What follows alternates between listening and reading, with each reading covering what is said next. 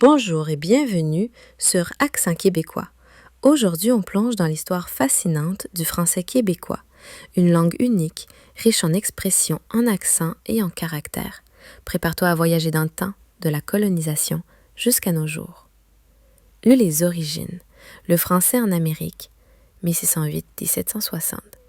L'histoire commence en 1608 avec la fondation de Québec par Samuel de Champlain.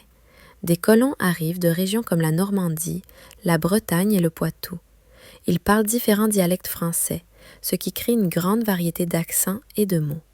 Mais très vite, ces communautés vont s'isoler du reste du monde francophone, surtout après la conquête britannique de 1760. 2. La conquête britannique, une langue en résistance, 1760-1867. En 763, la France perd la guerre contre l'Angleterre. La Nouvelle-France devient une colonie britannique.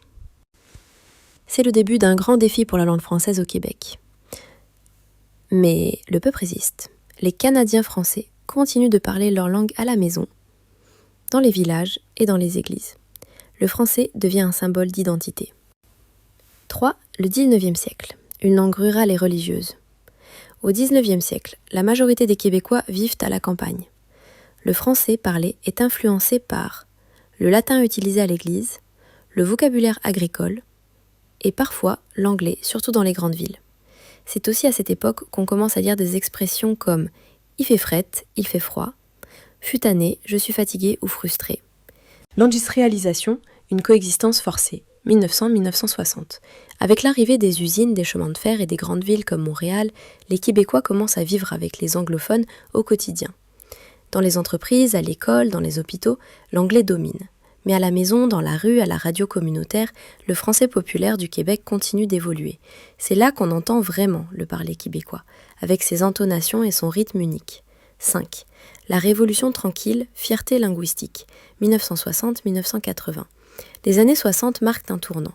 La Révolution tranquille modernise le Québec et réveille une fierté culturelle et linguistique. En 1977, la loi 101 est adoptée.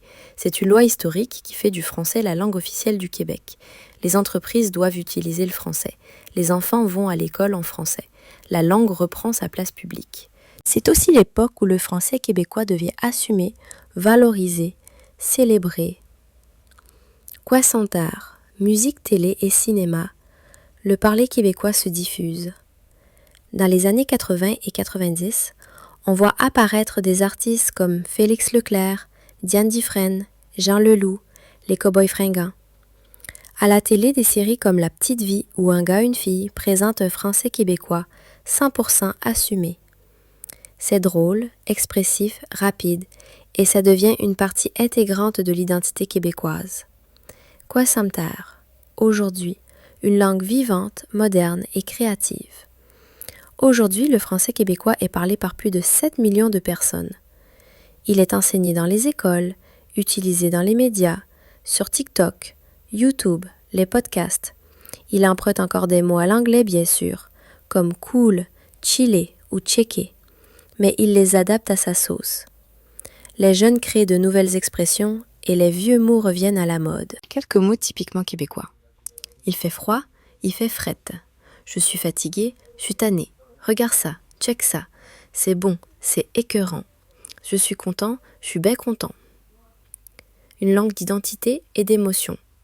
Le français québécois n'est pas seulement un accent ou un dialecte, c'est une voix, une mémoire, une culture vivante. Il évolue avec le temps, mais il reste profondément enraciné dans l'histoire du Québec. Bon bonjour, merci d'avoir écouté. Si t'as aimé ce voyage à travers l'histoire du français au Québec, abonne-toi pour découvrir d'autres vidéos. Et surtout, continue d'écouter, de lire et de répéter à voix haute.